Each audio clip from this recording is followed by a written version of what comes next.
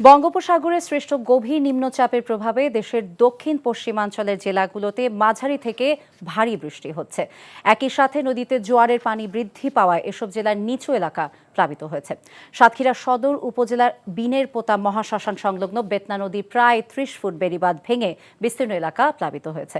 এছাড়াও গত ৩ দিনের টানা বৃষ্টিতে তলিয়ে গেছে সাতক্ষীরার পৌর এলাকার বিভিন্ন স্থানের নিচু এলাকা। বেড়িবাঁধ ভেঙে এবং টানা বৃষ্টিতে ভেসে গেছে হাজার হাজার বিঘা মাছের ঘের এবং ফসলি জমি। টানা ৩ দিনের বৃষ্টিতে মাগুরা শহরের ডিসি অফিস, কেন্দ্রীয় বাস টার্মিনাল, সরকারি কলেজ, উচ্চ বালিকা বিদ্যালয় সহ শহরের অধিকাংশ সড়কে পানি জমায় জনজীবন বিপর্যস্ত হয়ে পড়েছে। টানা বৃষ্টি এবং জলাবদ্ধতার কারণে বিপাকে পড়েছেন নিম্ন আয়ের মানুষ। চুয়াডাঙ্গায় দমকা বাতাসের সাথে বৃষ্টিতে ভোগান্তিতে পড়েছেন সাধারণ মানুষ। এদিকে কাপ্তাই হ্রদের পানি কিছুটা কমে আসায় বন্ধ করে দেওয়া হয়েছে কাপ্তাই বাঁধের ১৬টি জলকপাট। পানি কমলেও এখনও পানিবন্দী রয়েছে জেলার প্রায় ১৫,০০০ মানুষ। এনজিওর কিস্তি প্রথমবার বিকাশ পেমেন্ট করলেই ২০ টাকা ইনস্ট্যান্ট ক্যাশব্যাক।